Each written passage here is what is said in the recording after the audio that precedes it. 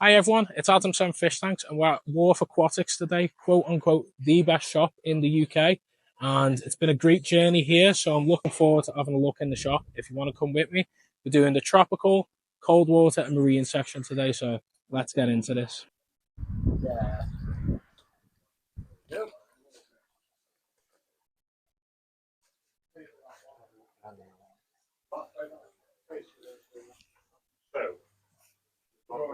You right, Tom? Nice to meet you, Adam. Nice to meet Hi, you. everyone. So you're going to take us on a little tour today of the cold water, tropical, and dry goods. Yeah. So, obviously, as you walk in the main shop here, this is all the dry goods. We've got our two main display tanks, both of which have been mainly aquascaped by Adam, our main shop manager, who's just literally behind the till. Yeah. You've then got Paul, who generally works mainly all the time in the dry goods. Ross, my colleague, at the main shop room. You will see him from time to time, and you will in a bit see him in the main marines as well. But yeah, so as you come in, there's a selection of different cold water foods, tropical foods. Around the corner, you've got the main external filters, internal. Main two tanks are a bit depleted because of the time of week it is, but every week these get replenished. Our two planted tanks. Great selection. Obviously, this is where you also find all the different sort of medias, fertilizers, CO2 systems. Down the side there, you've got mainly all the cold water pond supplies from pumps, filters, UV replacements. There's a lot of stuff in this side that the boys cram in somehow. It's crazy. Obviously, all the different sort of ornaments. Same again, bit low as you can see in the boxes here. Here's our main dry goods delivery day. So at the weekend we get that busy. We sell out a lot of bits and pieces very quickly, but within the week we're replenished as well. But as you go sort of out of the room, you can see a vast selection of fake plants into the yard. Same again, a lot of the more bulk items, especially like the gravels, sands, we try and keep outside. A few of the prefabricated ponds, marginal plants as well for the ponds. Nice selection of water lilies, a few deeper water plants. We're a bit low, even though a lot of people will still say we've got a good selection in. That is a very small amount of our bogwood at the minute. We are waiting on a full transit load to arrive at some point. Some incredible pieces there. Basically a tree there as well. Yeah, there is some really stunning pieces that get brought to us. But yeah, we're just waiting on that coming in. Some more of the hardscaping, so you can see here a couple of sections of slate sections. There's the round Scottish pebbles in that palette. But yeah, like I'm saying, mainly outside. It's for the bulkier items that can weather the storm, so to speak, outside. Obviously, different size hosings for ponds, liners. And as you go into this side, this is where all the actual livestock is. So there is still some of the dry goods. Sorry, guys. So this is our main cold water room. So on that side, we generally try and keep more natives as well as sort of some of the sturgeon, ghost carp. And on this side, mainly we try and keep the different types of goldfish variants and a lot of the different A grade koi in the different vats, ranging in size per each vat. But I'll let you have a bit of a scout round. Yeah.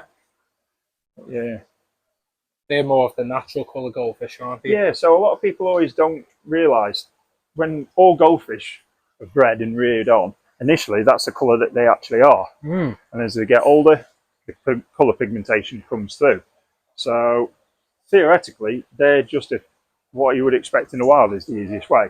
So it's not a lime bred colour morph, it's just one that's basically retained its stable colour. Because they all originate from carp anyway, don't they? Oh, yeah. So they're just the dwarf carp, and obviously you get the silvers and the brownish tint to them, and then you've down the line been lime bred to look like this. Yes, yeah.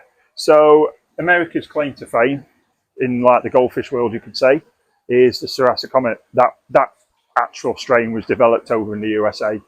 Can't remember what decade it was, but I think before I was born, put it that way. Yeah. Only just probably, but no. Same with trabunkins, yellows. They're all the same fish. It's just literally easiest way of describing it. Different hair colours. That is it. So that's that. Same with the koi. They're all the same species, but each pattern has got its own actual distinctive Colour actual morph, yeah. colour morph and name given to that colour morph. Same for the scalation and everything else that plays into a factor. Same as, for instance, when we go through to the male fighters.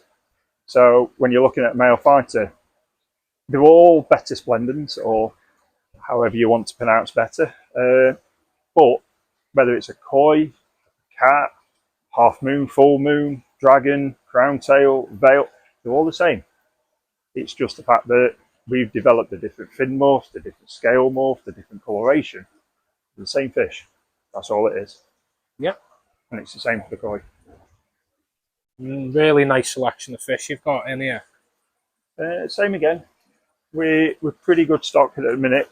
At times we are a little bit lower because if we have like a bank holiday weekend, especially, we are not like we do get hammered quite heavily on our stocks, whether it's in this room or any of the other rooms. Bank holidays, they're a good time of year for any shop, but for us, really busy.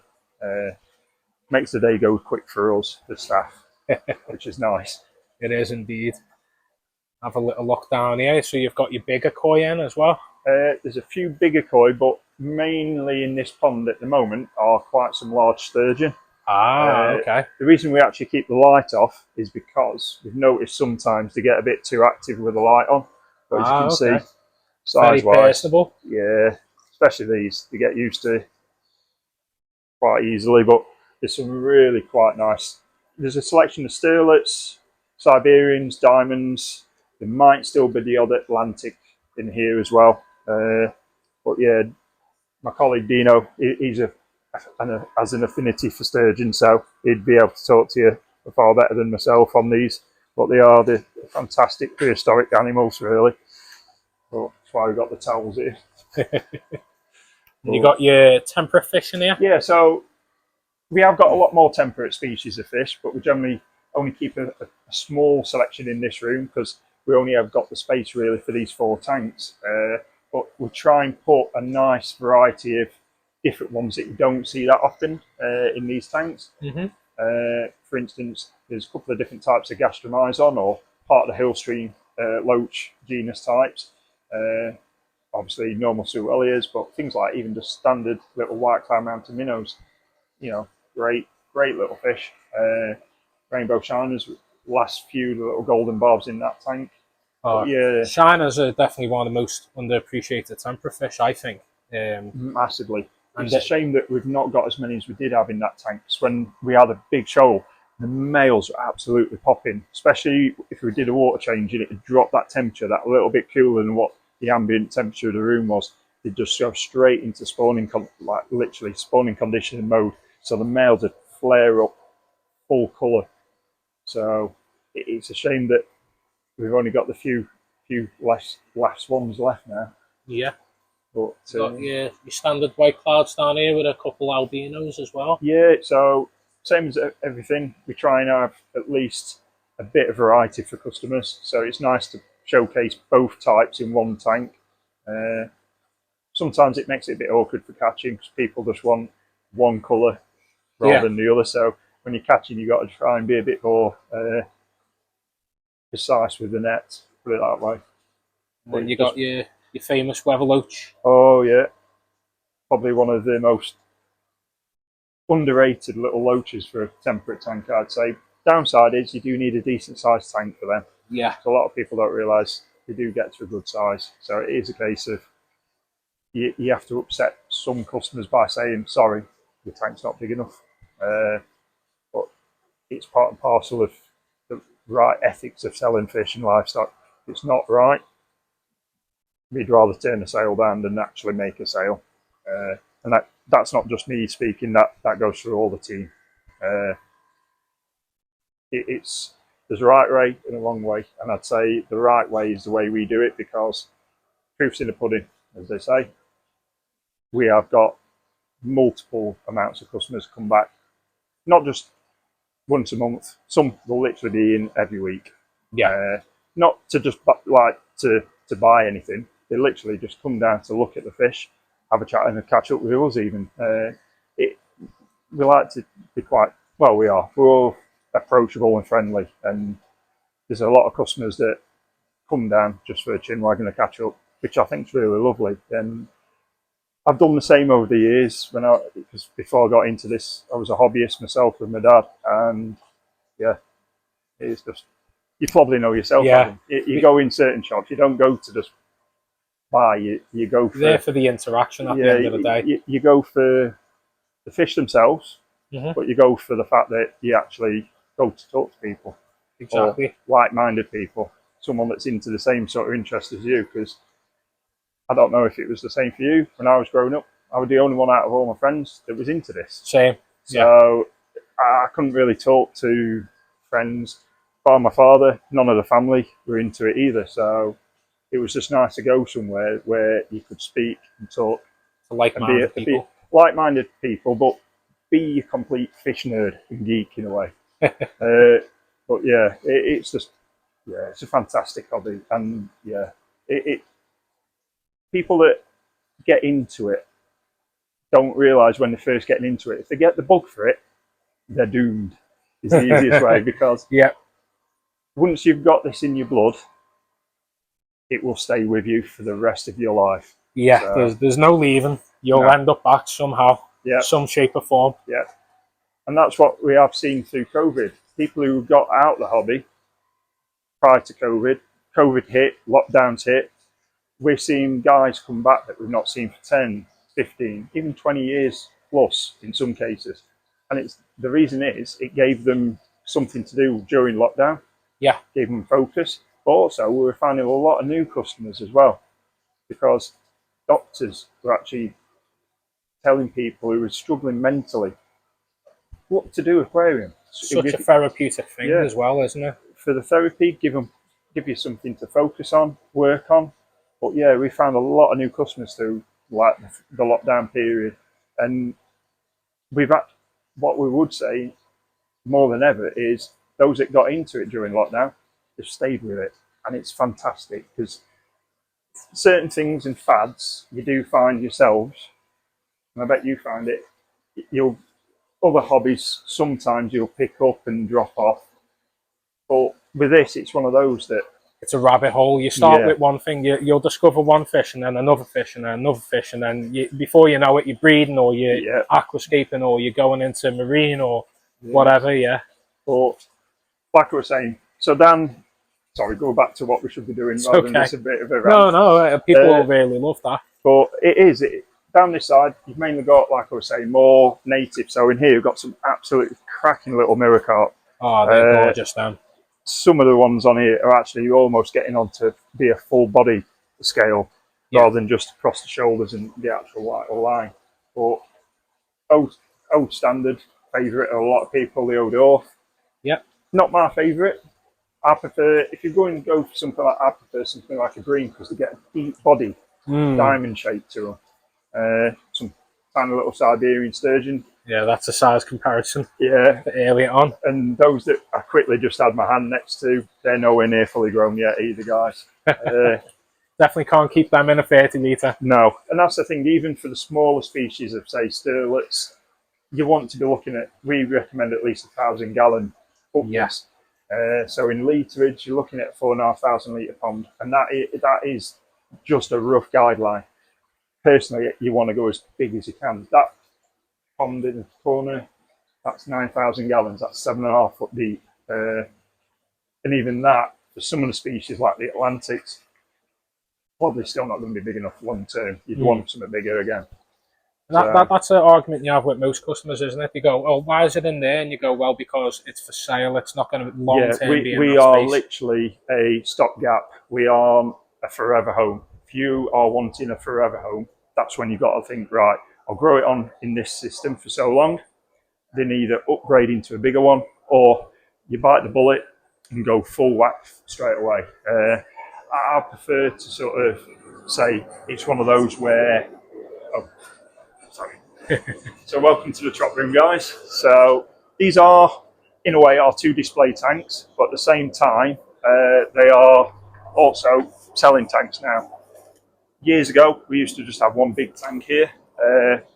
Back in 2018, we started doing a refurbishment work on it, and it just wasn't cost effective to keep it. So instead, we changed it to these 2.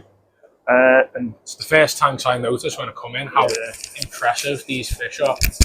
I do apologise a lot for the little particles and bits. My colleagues fed these tanks only recently, so yeah, I can see the big chunky belly. It's a case of it's just because they have recently been fed. But so in here we've got Otis, our resident shop pet, which is the African arowana. Gorgeous. This fella's a recent addition, along with Richard, who's the fish house manager, who's not in today. He actually brought his monster Megalodorus, Uranoscopus. Always tucks himself in the back corner because it's subdued, unless there's food about, and then he'll come and hand feed that fella. Will. Yeah, he's a dinosaur. But this one, when he's not normally as full, if I start doing this, he'll come right up to the surface and feed off your hands as well. Obviously, in this tank, there's a few different species again. A nice bichir, bircher, whatever you'd like to call them. Nice, good size ornatus. Those three that are cruising around, some cracking sized Hampala barbs, one of the bigger predatory species of barbs. And then literally just behind you, Adam, is part of our nano selection. So we are a bit low. We are waiting on a few shipments still coming in. So we might look a bit depleted around the shop. It's just a case of a few shipments being put back, as well as shipments due in still. So we are, I'd still say we're running at 80-90% stock, but we're nowhere near our normal stock level, especially on the nano systems. Stunning little incredible fish. Selection you've got. I'm not tall enough to see up there, like. It's nice. Galaxy Rasbora too. Yeah. Spotted something in here that I think I'm going to be picking up today, like I was saying to you earlier. Yeah. Got some honeycomb woodcats. I was having a good conversation with Alan about the different types, varieties that there are of them.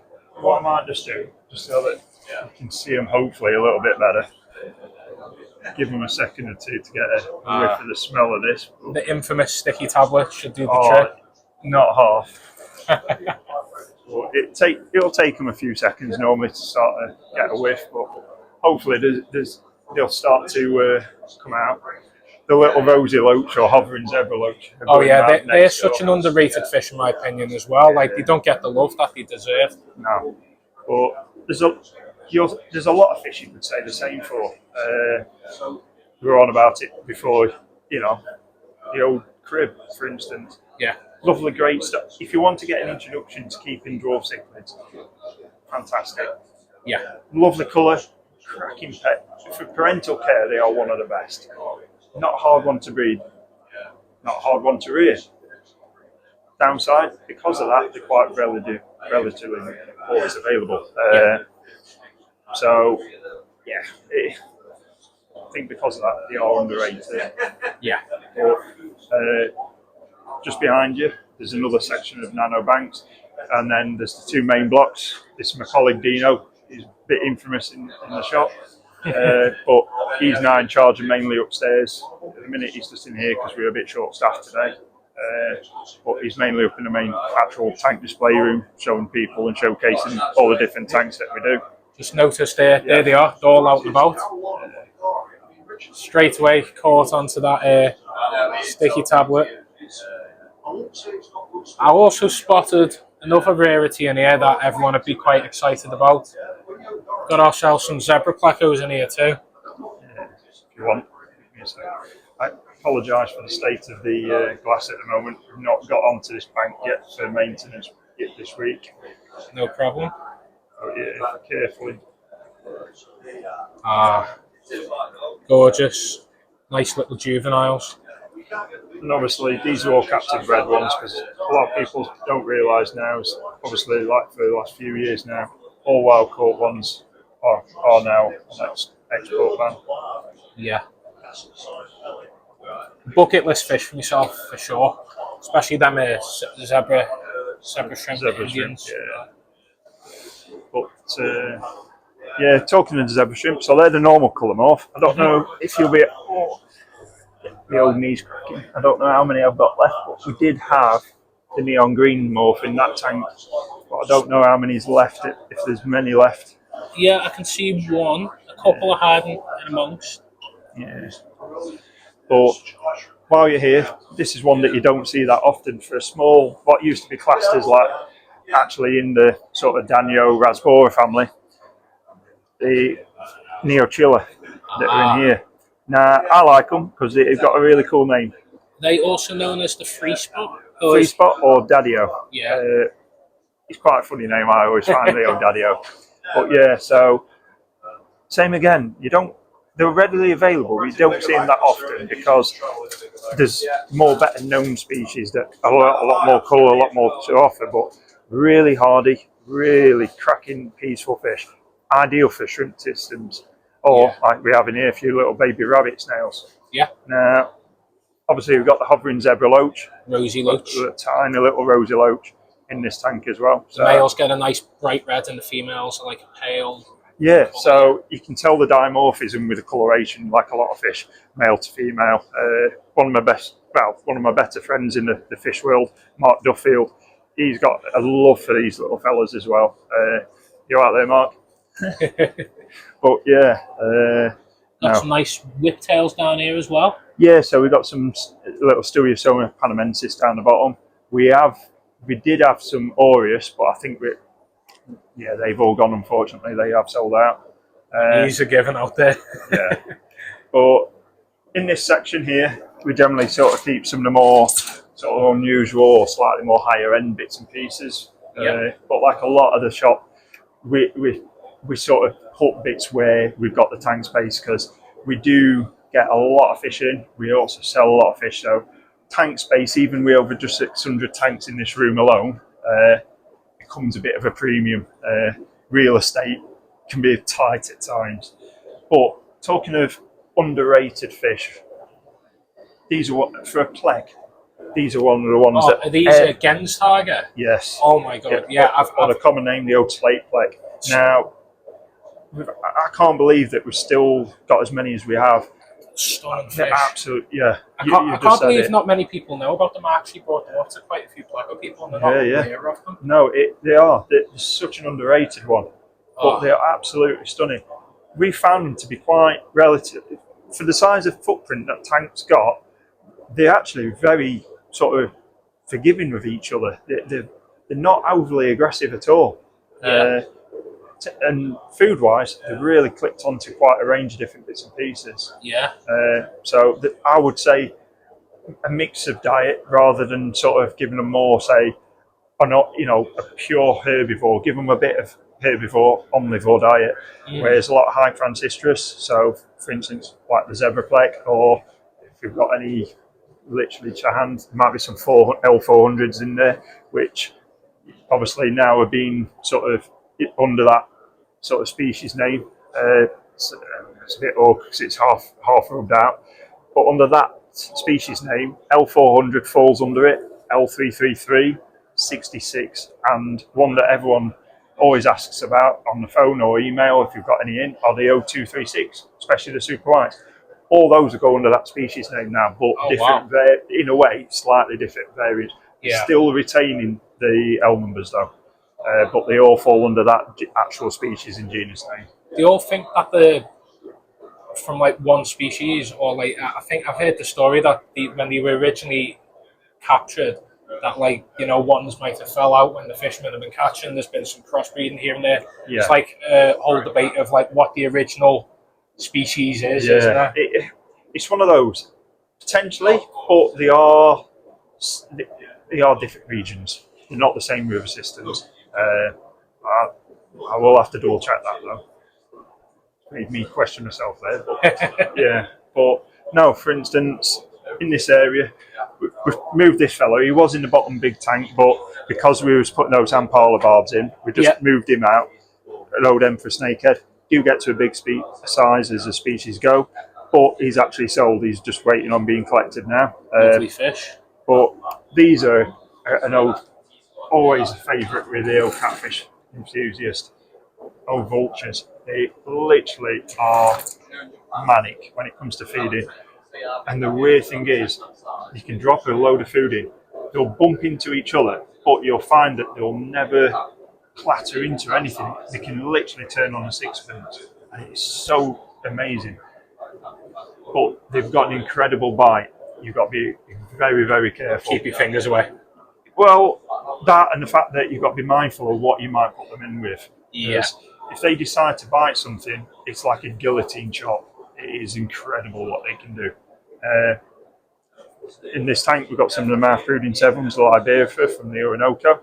Nice moray eel as well. Yeah, so in this tank, we've got the freshwater morays, the tigers, and polyrododon.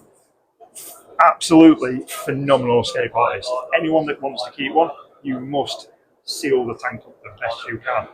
We learned that the other day. Yeah. No, they are incredibly well adapted to escaping. If you a lot of people probably know of reedfish and how well they are at escaping. Yeah. They put reedfish to shame. They are they're that intelligent and inquisitive. They'll actually look, and judge, and work out how they can get out. Wow. Whereas a reedfish will just go for it. No, they're cool and calculated. Now, we don't generally sort of stock these, but this is a Malaysian high-back gold. Arowana. So, lovely Asian arowana. Gorgeous. For the size, myself and Richard, especially Richard, we're presuming it to be a female, because for the length, if it was a male, it wouldn't potentially be as deep-bodied as that. Yeah. But stunning little fish. Got your nano section behind me as well. Yeah, I'm just going to move these ladders so you could.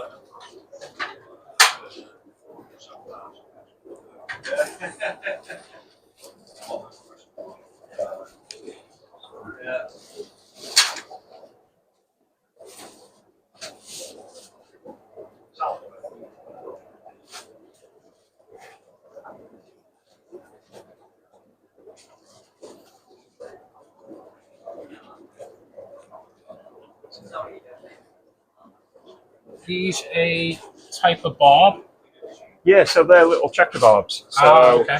A lot of the time when you see checkers, they're normally a little bit bigger. They are actually ones that we got in that were really quite small, but that batch as well, for once, they had them listed as well caught. Okay. So I think because of that, they've got a little bit more markings than what you generally find that have been bred out, unfortunately. Got some croaking gourami as well. Aye. Lovely, nice centerpiece nano fish. Yeah. And of course, the croaking when they spar or display to each other. Some nice pencil fish there too. Beckford eye, I used to keep the Beckford eye. A few of the old African lungfish, neonectins and Lungfish, each in the tank. Very nice. Some sparkling gourami in there. Slightly different species, similar. Yep. And then some little wild betta splendens. We've actually got males and females in there, so it just shows the difference when you get a wild morph in to captive. They do still bicker, but they're a lot more chilled out, laid back. Peaceful with one another, yeah. Yeah. Got some pygmaeus in there as well. Yeah. And a load of ram's horn snails. Yeah. I've got so many of them, honestly. They just come in on plants one day and they've took over. And then you've got your golden australis. I do want to give killifish a go at some point. Oh, it's one of the parts of the hobby, I would say, if you are getting into it, it'd be definitely worth getting in touch with the British Killie Association. The lads there, you've got a wealth of knowledge. Not just that, if it's certain species, like ourselves, we struggle to get certain species in.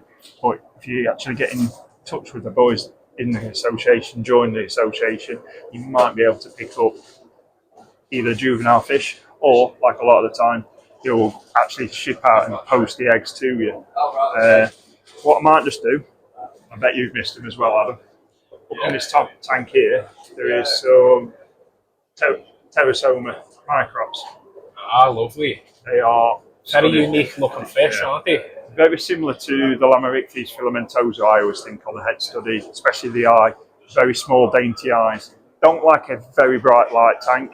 Fantastic for like a full planted system. Dietary-wise, you need to give a good varied one, not just algae on there. We're finding that they really do love bloodworm, daphnia, as well as like a fine, high protein granule now and then, as well as every now and then a bit of algae. So that's just as you walk into the main trot room. So this is the main hub of the actual main trot room. Where would you like to start? Starting this bit, guys, because you walk in and you're instantly drawn into this bit. We Yes. call this section the shoe, because it's in the shape of a shoehorn. Lovely pair of Wallace-eye rays. Now, story behind these not having any actual tails is these are actually bred years ago and reared as pups by Richard, the fish house manager again. Now, when they were pups, he was actually at work. He didn't get home in time, and the adults had actually damaged the tails. So he had no choice but to actually operate slightly and remove the broken section of tail to allow them a chance of living. And the proof's in the pudding. They're still here. They are, I'm trying to remember. Very good size now, aren't they? Well, they are fully mature. They're not going to get any bigger than that. So gives you an idea of rays. Males are always a smaller animal. Females are always the bigger. And that is literally a fully mature pair of Wallace-eye, formerly known as Hystrix. The smallest species of ray are actually these ones, little Scobino or Raspberry Rivers. Same again, these were bred by Richard. Lovely they are. They are. The beauty with rays, if you look after them, you know, and give them the due care and attention they need, as well as actually having the respect when you're wiping the tanks out. Because obviously those two haven't got the stingers, so you don't need to worry ever about being stung. But rays are not, they will not sting you unless you provoke them, spook them, or generally do daft things with them. Yeah. Touch wood. I've worked with rays since I was 17. I'm now 38. I've yet to experience being stung, and that's the same again. I have respect for them. All the tanks in this drop room, every week we are water changing from Monday to Friday. So come the weekend, we're too busy to have any of the hoses out and be doing the maintenance. But it's a case of, like a lot of, for instance, reptiles, certain spider scorpions, they can do serious harm and damage. You give them respect, they'll respect you. They'll back away or give you warning signs, and rays do exactly the same. If they're not happy, they'll flare the edge of the discs and look like saucer plates going up in the air, or the tail will get zigzagged like a lightning bolt ready to be used in literally anywhere around that disc. They can produce that tail to hit you. If you don't take the warning signs, then you run the risk of getting severely damaged. So you've got a good variety up here as well, some nice L numbers. Yeah, so give or take, we try and keep anywhere between 40, 50 different species of L numbering, ranging from things like more common little ones like the little clownplex that start around about 10, 11 pounds, up through into the hundreds, where around in that first bit I forgot to show you, we've got a really cracking specimen with a 253, which is one of the big black Scobian citrus types. But yeah, for instance, in this tank, I've got some wild caught L66s, which lovely are a lovely patterned one. Fella hiding out in the tube is L97, or the old polka dot cactus plec. Yeah, you don't see them that often. Got small pterodorus. Won't stay small for a long time, but for once, this batch for some reason always been quite active. Although those two have took themselves in at a pint, but a lot of the time when I've come in, they're always like that. They're always on the go for what should be an inactive cat. They're a very active one at the minute. Great. So and then you've got this side as well. Briefly, we'll just briefly so go over. Everyone knows the man-made parrots that are in that tank. A lot of people forget there's the true parrots from South America, Psittacus. Now, I'm probably going back 10, 15 years ago, I kept those. Absolutely fantastic species to have kept. Get to a good size, so don't underestimate how big they get. They are, but as they get bigger, the colour just gets better and better. They really go like a mosaic camouflage on them. They are stunning. Lovely. You've got some nice gudgeons down here as well. Yeah. Some Neo J gudgeon. So they get to a good size. I'm open enough to say, not a genus of fish that I'm a massive fan of myself, but I do appreciate them. Like a lot of things, all of us who work here have our own niche areas and jade gobies aren't one, unfortunately. Yeah. Some are totally crazy. Yeah, I've just spotted them, which is why I've just got down. These are probably some of the biggest fan shrimp I've ever seen in my life. Yeah, so these came in direct to ourselves from Nigeria. They've gone through quarantining, they're obviously now on sale, but they are some of the biggest that we've ever had in the shop. I've never seen them this big in my entire life. The biggest have already actually been bought and sold. They've already got. Wow. Some were pushing nearly 8 inches. I didn't know they got this big. Yeah. We've had them upwards of 5-6 inches before, but never the 7-8 inch that some of the ones that we did have. Huge. Sold that. Yeah, they were absolute Sherman tanks, to say the least. Make sure to have high flow for them. Yeah. Loads of clown loaches. Some nice discus up there too. We missed them out. With the discus, we only get them from one fish farm.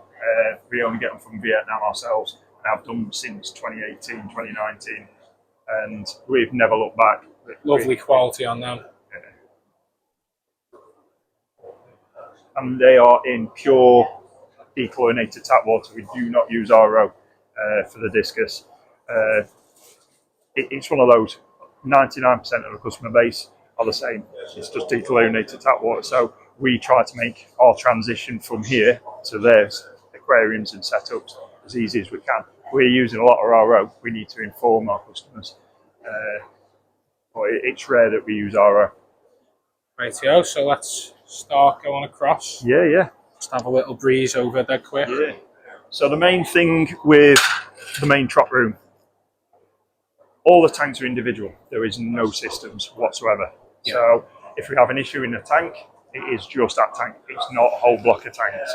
Yeah. So, like you can see now, just behind this lady, my colleague Tom, every week, like I just reiterated, Monday through to Friday, we're doing the maintenance. So you can see he's actually in the process of doing some of that maintenance now. It is a case of a lot of elbow grease, a lot of work goes into keeping everything as best we can. But for biosecurity, it's the best way of doing things. Whereas if you have a system, if you have an outbreak in one tank, you have to shut down that entire system, and you run the risk of a lot more going wrong on a lot more stock.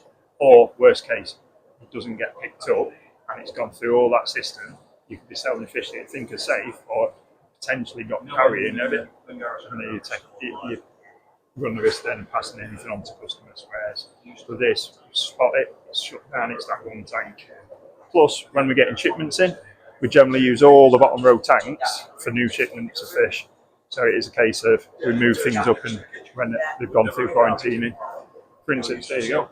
We had an issue with the silver tips, the tank's off sale. It's just that one tank. It's not an issue then. Take you around this way. What I might just quickly do is take you through into the Malawi Tanganyika route, because it'd be easier to do that bit. Bring you back through here, mate. No problem. So, sort of through the little channel. I'll talk about them bits in a minute. So, in here, generally, this little block here and this main bank here, all the different Lake Malawi cichlids, both ranging from different Mabunas, Utakas. You're talking old money to some of the older boys that might be watching, but mainly haps and peacocks. Now, peacocks, everyone always thinks it's just a Lunacara. Peacocks now, there's a lot of other genuses that have gone into it rather than just a Lunacara. I could go into real depth on that, but I'm not going to bore people. But we generally try and keep a lot of different types of Synodontis as well, showcasing that even though they're from West Africa, a lot of the species, they still do fantastically well, even with Malawis and Tanganyikans. So, like I'm saying, just down here, you've got quite a range. So absolutely cracking at the minute. So I'm true of Assy red tops. Lovely females for the OB blotch, some cracking males. There is the odd marmalade cat male. So that basically marmalade is just a male that's OB. Yeah. You can buy an M cat of quite a few different species. All it refers to is the actual colour morph it is, not an actual species. This little block here, we generally have a mixture of Malawis and Tanganyikans on. Yeah. But this bank here, same again. We try and keep it all Tanganyikans. For instance, At the moment, I only moved them in here the other day. Same again, I didn't really know where else to put them. These are some Pseudocranilabus philanderi, or blue lips. You don't see them that often, but do fantastic in with it. I knew there'd not be an issue for the Zonatus that are in there, so they're fantastic to mix together. But we try and showcase a few bits, but at the minute, I'm a bit low again.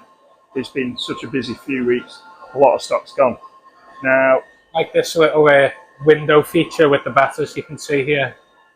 We try to do the portholes on quite a few of the end of the banks where we know we can't fit any more tanks on the end, which we do sometimes debate whether we could do or not, but we just haven't got the time or space anymore.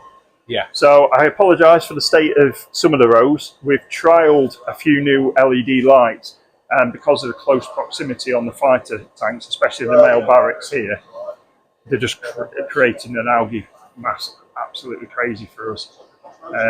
Stunning to see some of like the finnage and the colour variants that you get from, like, of course, obviously, as you were saying earlier, you've been line bred over generations to get these colour morphs, these different patterns, finnage, and of course, obviously, you were initially bred for fighting as well. So. Yeah, so that it wasn't initially for the actual finnage, the colour or anything. That is just something that they realised, I think, well, hold on, we can actually make money from doing all this. And initially they were for betting on. So yeah, out in, like, especially Thailand and areas like that, they are literally used for gambling basically. Put your bet on which one's going to win, which it's quite sad. Yeah, over here it's not the norm at all to have anything like that. Obviously, opposite the fighters on the male barracks anyway, we have some of the smaller nano systems. So on here, we generally have a mixed collection of either tiny little nano fish. These are actually was bred by Alan, my colleague. A lot of people know probably Alan more from if they've dealt with him on email and social media, on a Facebook. But he's a fantastic breeder of fish. There's a few bits in the main truck room here that a lot of staff breed and have bred and brought in ourselves. But for instance, some of the oddball bits and pieces, these are some small little Parachana obscura. So these are one of the true tropical species. So with snakeheads, you get tropical and subtropical species. So there's always a catch-22 with subtropical. They're not always great to keep tropical all the time. Yeah. It's a shame Alan's upstairs because he'd go into that with a lot more detail than I would. But something you don't see that often, and he's tucked himself out the corner. I wonder if I can get him to just come out a little bit. Ah, yeah, I've seen these online. We have got more, but they're in a top row tank. But this is a old little gulper cat. Now, their claim to fame is they can eat a fish, like he's trying to eat my fingertips now, equal or bigger than themselves by a couple of inches. I have seen it myself. It's not hard to find them on YouTube, but I've actually done it using frozen whitebait, where literally that one is eating a whitebait that big. Wow. It was inch and a quarter bigger than its body, and it still managed to do it. Crazy thing was, within 2 days, the stomach was flat and it was ready to feed again. Wow. So there's bits like that are sort of dotted around. But some more snakeheads down here as well. Yep. So these are little Bancanensis. So these again, tropical species. One of the slightly smaller ones, around about the sort of 6-7 inch species. So more manageable. So not all snakeheads get monsters. There is a lot of sort of species that stay relatively small, but you've still got to be very careful what you put them in with. They're not an everyday fish that you can mix with a load of different pieces. Yeah. On the end of this row, you've got a small little wolffish. Aye. Deadly these are, aren't they? They can be, but some species you can still mix with other species of fish within reason of size of tank, and obviously what other fish are in the tank. But yeah, there's the one that everyone knows of, and we have got one in, is the Armara, the giant wolffish. Sorry, mate. So as you're coming into this room, on this section again, this bank, we're trying to keep all the dwarf species of cichlids on here. So quite a few different varieties of colour morphs of your standard rams. But on here, you've got a few little species in Nanacara. It's probably at the moment about 12 species, I'd give or take, of Apistogramma. We do generally try and keep a few more in. But there is also a few little West Africans, for instance, little Nicole's eye that are in there. Same again, same as the philander eye that I just showed you through there. But you've got like in this tank, Honsloy. Drop down a bit, you've got some absolutely stunning Borelli opal. They are, as Borelli go, they're one of my favourites. They look quite similar to the male Animala. Yes. Yeah, in the body shape and study, yeah. I can see the similarity. Yeah, massively, yeah. I've never actually thought of that till you just mentioned that. That's what I mean. I've just spotted it and I thought that was a Nanacara Animala until you said Borelli. Yeah. So, if we're down this way, there is ones that you don't see that often. We managed to get in some Apistogramma SP Diamond. Now, these are direct from Peru. We've not got as many left because we have had a run on these. People, when they've seen them on our stock list, I have been shipping these out quite often. There's been a few guys come in shop and buy them in store, but I've had to be shipping quite a few out via courier. They've been quite a popular one, which I can understand because I think it was either 2022 or 2023. They only got described then. Yeah. So they were relatively, in some respects, new to the trade still. But one that I really have a love for are these. Benchy. Yeah. I've got a male at home. Yeah. Might pick up a female today. Well, I can say at the minute we are quite female heavy, so that's not an issue. Yeah. We can do that. But I'm going to grab the small steps. All I ask you is to be very, very careful now. Okay. These are something you do not see all that often. They are, in a way, as Richard's even put it on the actual label, these are the holy grail of pufferfish. These are the cross river puffer, or Tetraodon pustillatus. Very gentle and careful. Yeah. Now, they have not been fed today. Okay. But if you want me to, I can drop a few bits in. Yeah, that'd be great to see. Yeah. No, I'll have a little look in for a moment whilst you grab the food. Wow. Stunning puffers.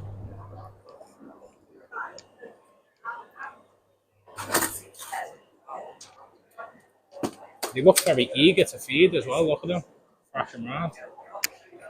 Wow. Really nice to see. So many amazing fish in here. I'm lost. I'm like a kid in a toy shop, I'll be honest with you, everyone. Seeing some species I've never seen in my life in person before. It's wow. Unbelievable. Unbelievable.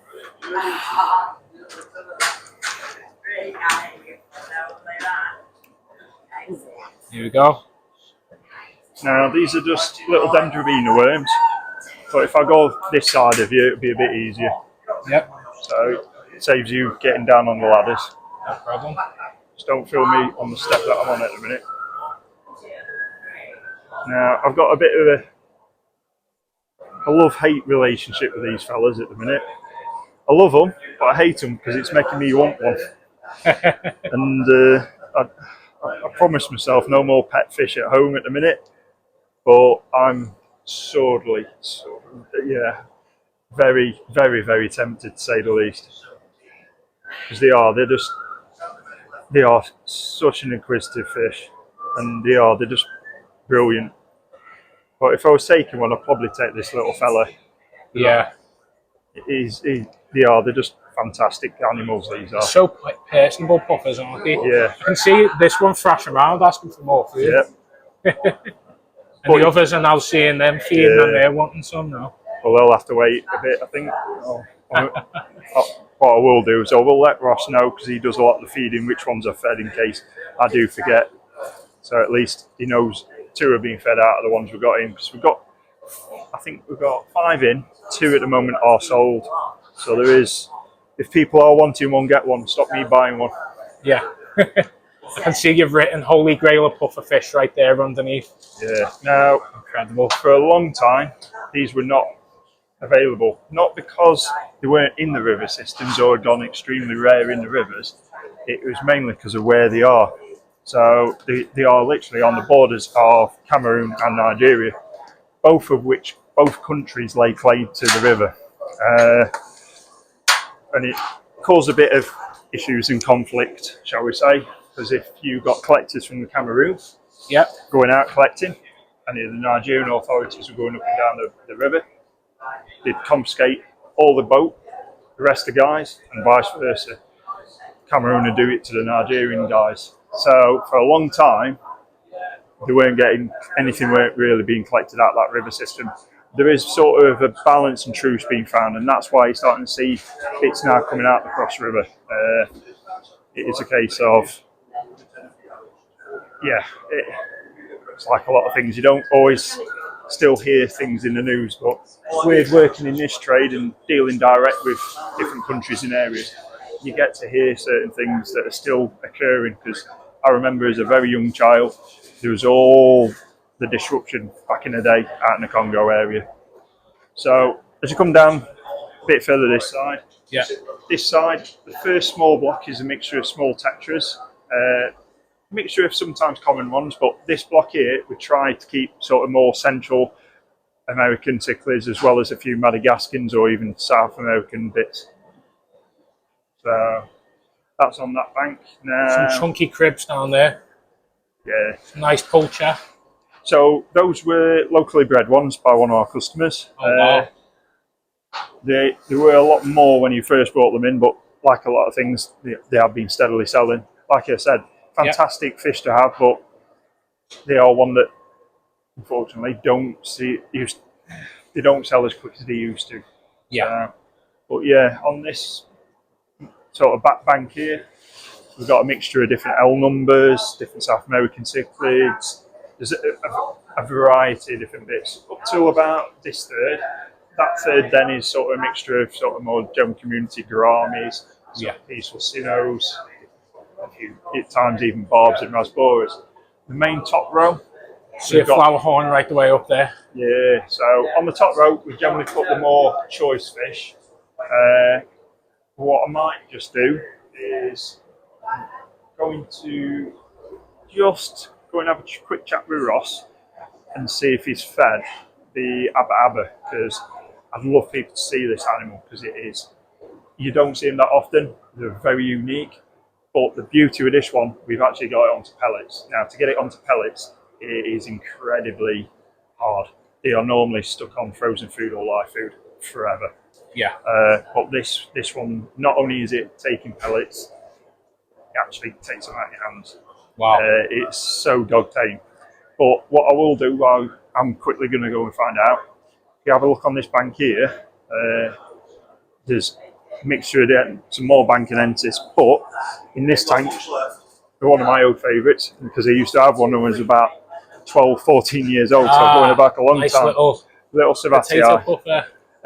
The arrowhead, these ones. But very similar. No way you get it coming from. I think the red would be the potato. Yeah, Mineris. Yeah. Now, remember me saying about the small little wolffish around there, and then we've got the giant. That's the Armara just in there. Wow, lovely. So, lovely fish. I'll be back in 2 seconds, and I'll find out for you, mate.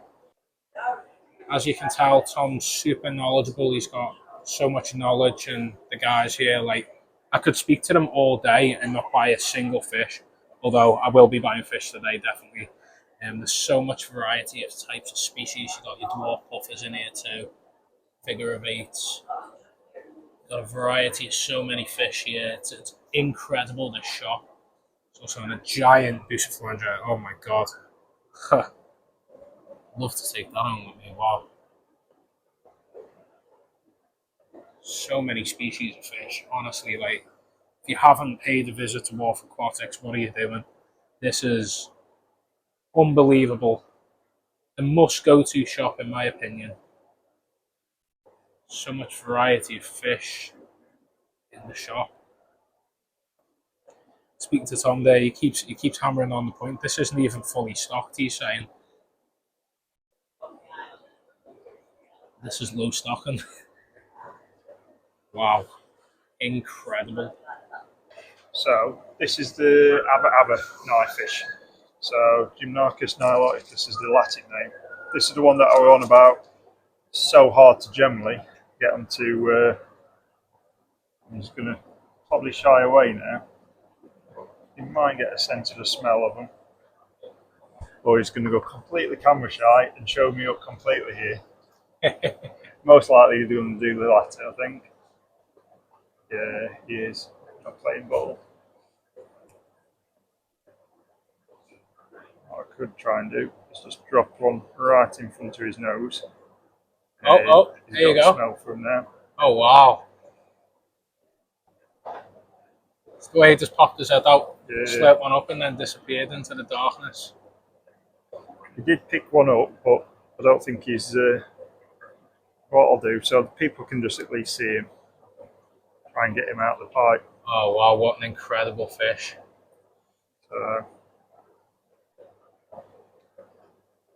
Not something you see every day, but no, normally I can do that and he'll hand feed mainly from Ross himself, but when Ross isn't in, the rest of us generally have to take up the baton of feeding in here as well. So I have fed him quite a few. Yeah, typical off camera is now taking the pellet off the deck. So yeah, I can see. There you go. There you go. Now he's just playing with it. But incredible fish. You don't see them that often at all. Like I'm saying, it is on pellet, which is incredibly hard to get them onto.